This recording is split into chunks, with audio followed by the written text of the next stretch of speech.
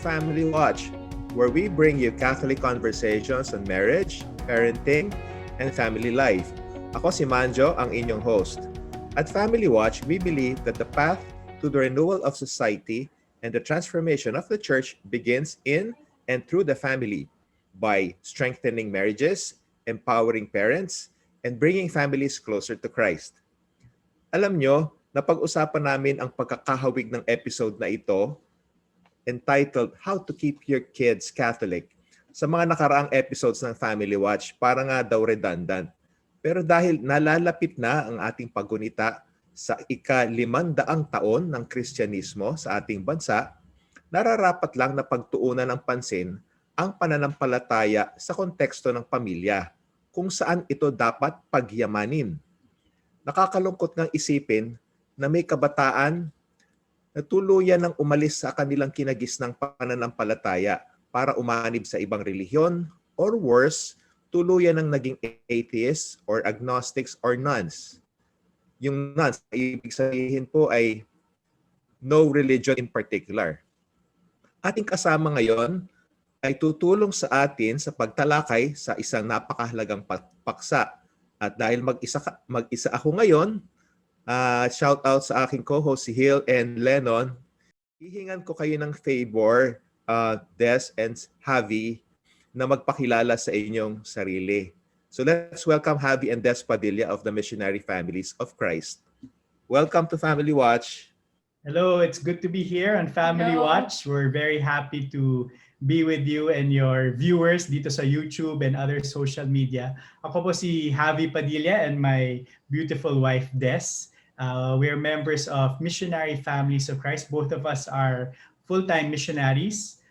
We've been married 14 years this year. 14 years this year, yeah. Oh no, 15 years this year actually. Yeah, 15 years because our eldest is turning 14 this year. Yeah. And we have 5 children. So as of last year, their ages are 13, 11, 9, 7, and 5. So every 2 years. We've been in community for a very long time, and I've been a missionary since 1997.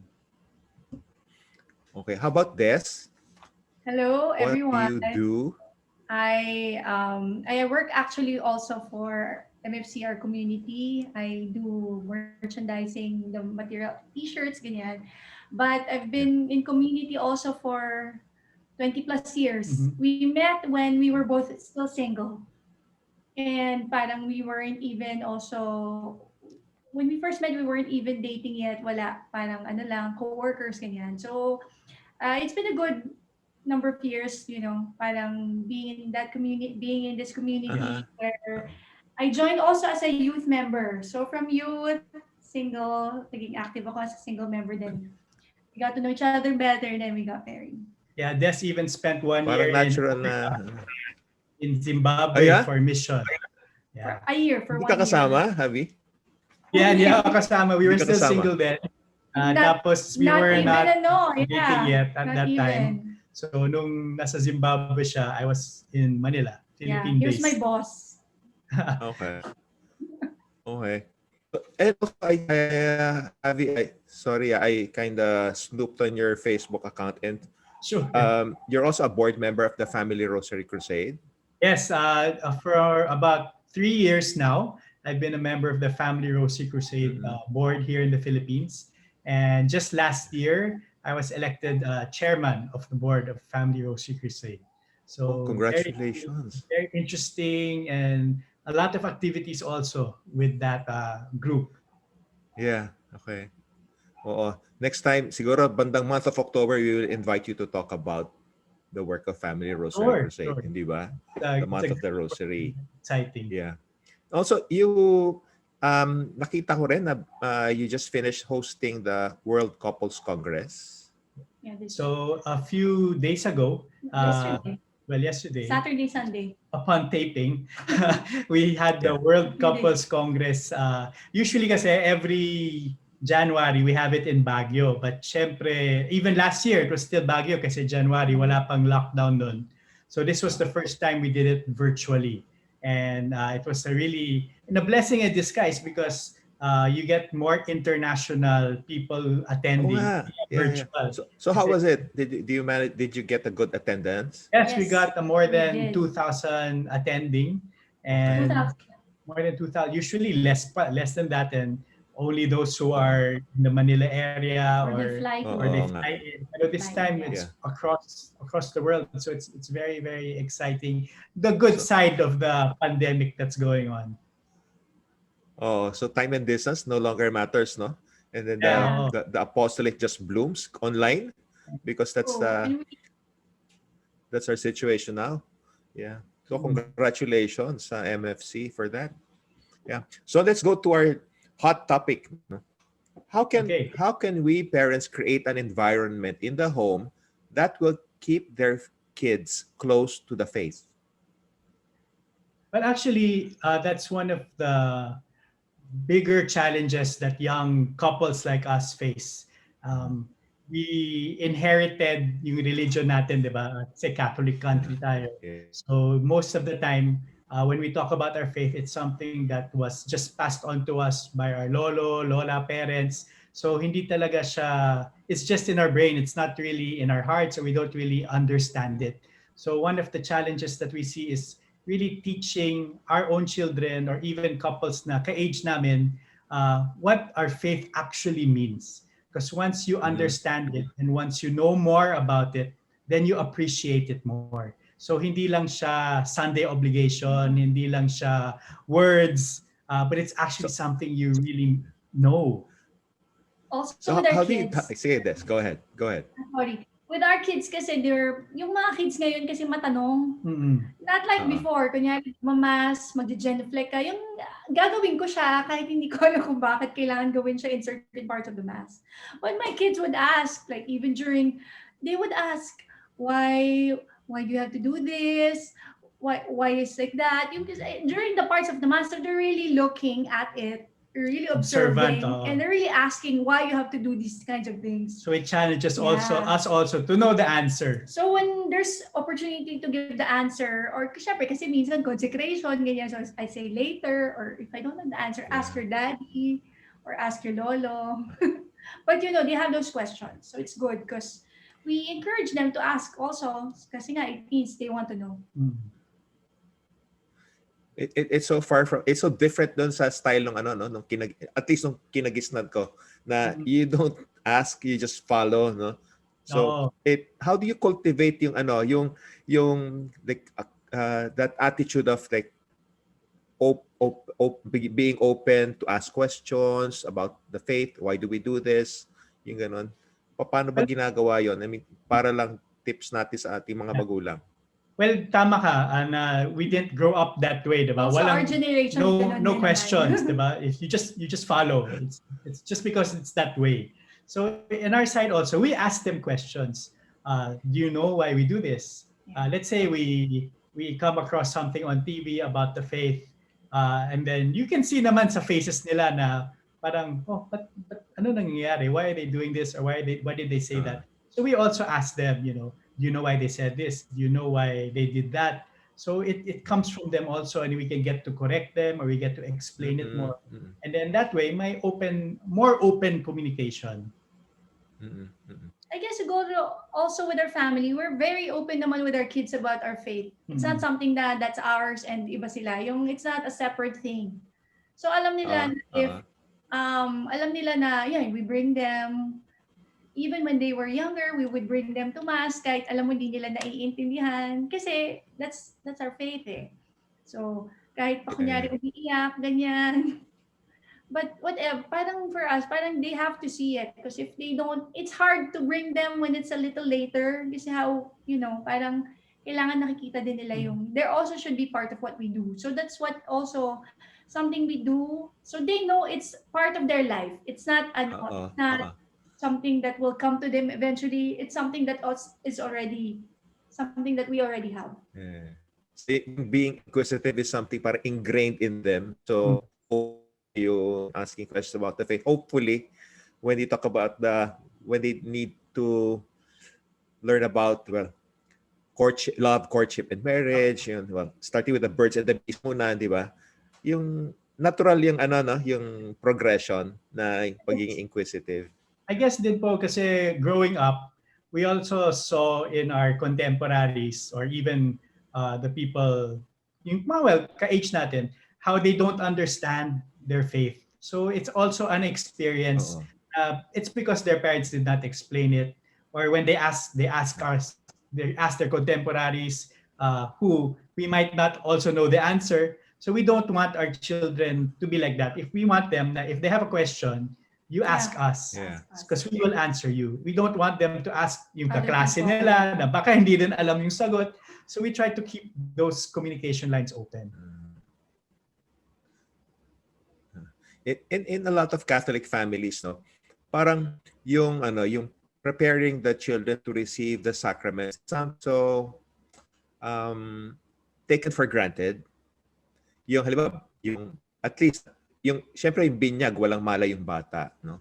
At pagdating do sa first confession, tsaka yung first yung confirmation, anong role ang ng magulang dito? Actually, magandang Preparing them. Yeah, magandang question din because as parents, we really have a big role. We cannot just we cannot just leave it to the school to teach them what confession is all about. Of course, we're blessed that our children go to Catholic schools, but we also have to add on to that in the home. And it also helps that during the pandemic, we were able to have a priest come to our home every Sunday to say mass for us. So secret lang yun, secret to our YouTube audience. But our older kids were still able to go to communion. They were able to still go to confession.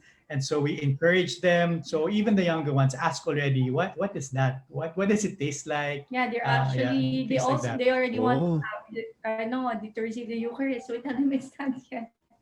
Time. So ilan ng ano how many are receiving communion na? Three already. 3. So yung dalawa parang medyo they feeling out of place, no? And then parang it's an opportune time also to explain, no? And they're excited for it. They want to receive the Holy Eucharist. Yeah. Something they look forward to. Oo. So, what are your favorite family devotions? And especially now during the pandemic, parang ang daming taong narinig ko parang they started new family devotions like the rosary, no, and all. But for you, I mean, I imagine, no, parang yung tahanan nyo is filled with prayer, no? So, what do you do? Actually, the pandemic is one of those blessings in disguise talaga na during the first ECQ, we decided to pray the rosary every day as a family. Because for the for the pandemic, for the para matapos na agad. So we got together, we prayed as a family the rosary every day. And during the first few weeks, we even broadcasted it online on Facebook. So parang our friends can also join in. The entire GCQ. ECQ. ECQ. Yung pagkakamali namin is after they lifted the ECQ, naging MECQ, we stopped. So, but we felt that there was something. It had a negative impact on our kids and on ourselves. So after a few weeks, we decided to bring it back. And yun, tuloy-tuloy na. So they've actually memorized the rosary, the litany after the rosary. They started praying the prayers in Latin. And so it's been a blessing. They learned it on themselves. And also Tagalog. So my kids know how to say ano na. Baka ma-surprise sila. Bakit Tagalog? Ginoong Maria. Filipino naman tayo. Sorry, hindi kasi masyado magaling mag-Tagalog yung mga anak ko dahil English dahil nasanay yung mga anak ko. So, nagkaroon na yun dahil nga nung time na, dahil din na influence ng cousin nila na nagpe-pray ng Latin, ng rosary. Sabi ko, kung kaya niyong matutunan yung Latin ng audio, I mean, just listening to it. Kasi I have a daughter who's 5 who doesn't really read she doesn't read. Nag-aaral pa lang magbasa. So, yung pagtuto niya ng Latin na prayers, auditory lang. So sabi ko, kung kaya mo matutunan yung Latin na Hail Mary, about, and Our Father, kaya mong matutunan yung Tagalog na prayers. Yeah, yeah. So, nagawa namin, Nakakatuwa. which Nakakatuwa, is no? good. So yan, one of the Yeah. big blessings of the pandemic. I mean, who would have thought na yung kids namin will be praying the rosary in Latin? And also, Never in my wildest dreams. and also even when we're not with them. So we tell them you have to, or you pray the rosary, ganyan. They also take they take turns with the They take mysteries turns that to they lead. read. Ganyan. So parang self-propelled na sila. Yes. Galing. So, Soon they will say the rosary in English, Tagalog, Latin, and Ilonggo. No, go down. dapat. Once we learn it. Galing. So, well, you've been in community for a long time, no? And you've seen a lot of families inside or outside Missionary Families of Christ. And you've seen what has worked and what has not worked as far as keeping the children faithful. So what is the most essential thing that a parent can do to pass on the faith effectively to his children? I think the most effective is living it out. Kasi we can talk a good talk. We can, like in our community, you give talks, you give sharings. But if you don't Yes. live it out day to day, they won't see it as real. So you shouldn't only speak about it, but they should see it in you, in how you are as in our relationship with them, and all these things. So I think that's one, witnessing talaga, and they should really see it in how you live your life as well. Also, I think yung nga yung deliberately bringing them whenever we have conferences nga before in Baguio, or like even before when we used to have different conferences in different parts of the Philippines, in Manila, ganyan. We would go also even just for the day, or if we're allowed, if we can stay for the entire time, we bring them also kasi parang for us it's an opportunity for them to see what the community life is, kasi yung the community, it helps us, it's being with like-minded people who want to grow in faith it's a journeying together. So para sa amin, kailangan nakikita nila yon. I think para sa kanila natural na yung nakikita nila yung pag merong pumupunta dito for our household, yung small group meetings namin, yung bumabati sila, narinig nila yung singing namin, ganyan. So it's not alien to them. I think that's important, yung not making it exclusive to us as naka-amin lang to. And also, like our daughter who's how old is she? 13. The eldest 13. She joined na yung youth group ng community namin. So, kahit online, kasi nga she just turned 13 this last year. So she did her camp online. Yun, yung mga, and also supporting her. Before that, yung nagkaroon ng liturgical Bible study, you brought her, yung full support kami. Kasi parang sa amin, kung gaano kami this community, dapat our kids should be given the same opportunity. Tsaka di ba, the beautiful thing about having a community is, lalo na expose yung mga bata, nakita nila, hindi weird yung family natin. Nadami palang family na ganito rin. I mean, who love God, and who are able to express their love for God in so many, through their work, through their prayer, through their ministry, di ba? Yun yung yun yung strength ng community It's community life. So, you said earlier that the most effective way to pass on the faith to one's children is to live out one's faith. I mean, to be witnesses. No?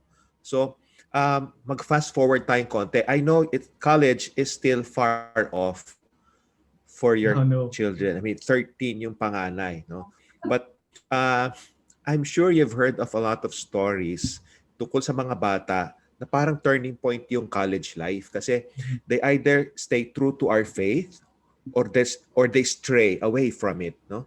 And knowing na may mga ganyang dangers, and with the culture natin becoming increasingly secular, so naisip nyo na ba kung anong preparation ang gagawin nyo, kung anong sasabihin nyo sa anak ninyo bago siya tumuntong ng kolehiyo?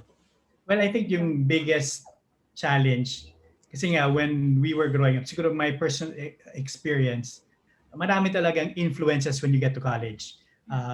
It's a whole new ball game. You're A getting whole new older, world. and you have more open mind, siguro. But if More more freedom. freedom, Yeah. if you have that support group, kasi when I was in college, I had a good youth group who were always reaching out to me, who were always inviting me, and I think that made a huge difference, even with all Yeah. these other influences. Siyempre, may konting ano din ako, going different ways, doing different things, but there was always this influence just keeping pulling me back and pulling me back. So I think that's what we can give to our children. We cannot control them as much as we want to when they reach teenage years, but hopefully my foundation now from now until then. Yeah. How about this? What will you say? What will you say to your Say about college that. Oh kids? no, hindi ko pa iniisip, natatakot ako. Pero personally, I think I told you before, parang hindi ako papayag na, kasi you was saying like we can let ano, if their kids want to go to a different School country for, abroad. yeah. So I go, no. Kasi iba yung world eh. Iba yung mundo. Hindi lang, it's not the mundo eh. It's the lifestyle, the Yeah. mindset, the people there. So ako, dito lang sa Philippines muna. Kasi nga parang, yun eh, parang I cannot control them, but what I can help them with or whatever good I can share with them as parang parang habang pwede pa nila, gusto pa nila akong kasama, ganyan. Yung, I think that's what I'm trying to build on. Even Yeah. now, parang Yeah. I tell Abby na, because some of my kids, they really still like to be with us. Yung kasama kami matulog, ganyan. Yung older kids, hindi na eh. Pero parang for me kasi, parang, while they still want us to be with them, habang gusto pa nila tayo, okay lang. So like, Enjoy minsan, nyo. my older kids, pag may mga nangyayari sa kanila sa school, medyo nalulungkot sila or mga stressful situation, they would ask Mama, can you sleep beside me? Ganyan. So, I think yun eh. And even like talking to them, just letting them see that I'm there as a mom, I'm willing to listen to them, ganyan. I think yun yung foundation. Hindi pwede kasing dun lang yung, ako for me yun, dapat ngayon pa lang binibuild ko na yun eh. Para nakikita nila yung support ko as a mom to them. Yun. Sana magtuloy-tuloy sila sa maayos na daan. Because college parang, naalala ko, ang tagal na nung college ko, pero parang, wow, newfound freedom, no? Parang, Yes. So, pwede kong gawin kahit anong gusto kong gawin at wala yung mga magulang ko para sitahin ako, walang nagbabantay sa likod ko, yung gano'n. So, yung fear pala na yon, nung time na yon, yung pa rin ang fear ng magulang na iniisip ng mga anak, no? It's always like responsible use of freedom. but also allowing them to make their own mistakes kasi that's the only way we grow, diba? Yeah. So they know that may konting freedom sila, hindi naman konti, may freedom sila. Pero if they make a mistake, we want to have that relationship that they can run to us and talk to us. That we're here, na hindi kami malayo kasi yun din yung issue sa Filipino families. I think medyo malayo yung parents. Even the father is usually malayo from their children. Very aloof yung father figure sa Filipino family. So for me, that's what I don't want them to feel. Paano yun, sa missionary families, how do you encourage mga tatay to take a more active hand sa pagpapalaki ng mga bata? May formula ba yan? Walang formula eh. Pero I think it's just encouraging people to really spend time with their children, talk to them, bond with them. Because in this, it's not so busy anymore, di ba? Pero dati, the busy world, stuck in traffic all the time, work, come home, no time. Well, in a way, ganun din. Kasi work from home naman, wala namang boundaries. So you can be working for the whole day or on your gadget the whole day. So we need to encourage people to have a good relationship with their children. And it needs to be ingrained in every parent. Kasi parang tama ka, no?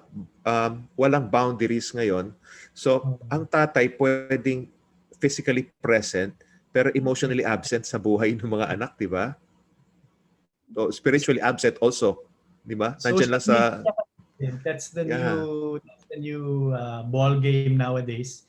Once you Yeah. open your phone and open Facebook, wala, you're stuck for the next 2-3 hours just Ibang looking mundo at na. what other people are eating. So, Tapos does it, tapos na yung that's araw. tapos na yung araw mo, wala na. Tapos naiingit Yeah. ka lang. So, okay. Tapos na tayo doon sa ano, sa papasok ng college. Paano kung halimbawa, during college naman, okay, one of your children will go and tell you, you know, dad and mom, there are many paths to heaven. And I think there are a lot of virtuous people, a lot of good people in heaven who are not Catholics. No? So the Catholic, I think that the Catholic religion is just one of the ways to get to heaven. But I'm sorry to tell you that I have chosen a different way. Hmm. Labs mo pa rin naman ako, di ba? Ah, Are you sure? yun. Ano sasabihin nyo? Well, I think before we get to that point, kailangan clear nila yung faith natin. Yeah. I think that's what I said. I've always been saying, even in my relationship with other fathers and other people, that we need to understand this faith that we're teaching our children. And hopefully, they don't get to that point na nagda-doubt sila. But if they do get to that point, again, it's about their life choice nila, freedom nila. But I believe also that there is power in the prayer of the parents, especially a mother's prayer, mother's intercession. Agree. So no matter If which ever. way they go during college or even early life, the mother just keeps praying for them, and they'll come back. They'll come back to their senses. I think then parang it just has to be clear na even from the start that they know that this is the one true faith. Yun yung ganon. Kailangan, kung ano man yung mangyari in the future, kailangan lang yung foundation talaga eh. Kasi mahirap namang i-push ko yun. Tapos all the while before that, di naman namin nare-reinforce, di naman namin na-encourage, di namin na pag-uusapan. Yun ang medyo malabo. Pero yung ngayon pa lang, that we're talking about it, parang all the more, dapat mas maintindihan nila yung faith natin. Sorry to have to bring up these unpleasant things, no? Pero kasi nangyayari talaga to eh. Ang dami ko na narinig na ganitong kwento. I mean, ang tawag nila nga, Katoliko sarado yung magulang. Tapos ano nangyari doon sa anak? Hindi na nagsisimba. Hindi na rin naniniwala sa Diyos, di ba? Parang, it's a parent's nightmare talaga. Di ba? So, anyway, the beauty of our Catholic faith is we have saints. Like Saint Monica, the patron of wayward children and husbands. So lapitan natin si Saint Monica to help us pray for our children. And moving forward, the IATF has recently eased the age restriction from 15 to down to 10 years old, no, for areas under MGCQ by next week, Feb 1st. That means our younger children will be able to go out na, to go to the malls. Anyway, the government think tanks say this will help boost the economic recovery. Secretary Roque said, allowing them to leave their homes is good for their physical, social, and mental health. So what can you say on the matter of spiritual health or spiritual recovery, especially for students who have been cooped up in their homes and have gotten used to the new normal of online mass na lang, spiritual communion na lang instead of actual communion, if at all they attend the online mass, no? So what can you say about Actually, yung mahirap situation? Even pre-pandemic, alam naman natin that people who go to mass, medyo mababaw na. Well, I won't say everybody, but there is a lot of cases already, a big percentage. Medyo mababaw na yung understanding of the mass. You can see that a lot of the young people nasa likod lang, nasa labas. So all the more when the pandemic and you can just go to mass online, I can't imagine what the percentage is nowadays. So really, we need to go back to church, physical church, receive the Eucharist. We need to do that. But in spite of the pandemic, we need to go back to what the new normal, so they say. So my mask and all these things, wash your hands, all social distancing. But we need to go back to to church and receive the Eucharist and go to Mass and all, and the whole experience of it. Blessed kami Yeah. kasi we have 5 kids. So even during this pandemic, may Yeah. kalaro sila, they get to talk to Yeah. somebody. We realized how blessed you are with Yeah. plenty kids. And then we have a small garden, so they're able to go outside. We just imagine those Yeah. families that have only 1 or 2 children who are stuck in a condominium for the past 11 months already. Yeah. I mean, our kids have all this, pero nahirapan pa rin sila. So you can just imagine how more difficult it is for those who are just stuck at home for the past 10 months. So So there needs to be a way to get back to it. yes, so communities like the Missionary Families of Christ have a lot of work cut out for them, no? Kasi I mean, the parents really need guidance in these matters, no? So what do you see as the role that the Missionary Families of Christ playing in this spiritual recovery? Yeah, as a final takeaway. Ladies first. I think we just need to be kami as MFC. We with our name nga Missionary Families of Christ. So it's really living out our faith not just as individuals, as a couple, but as whatever is your vocation, your state of life.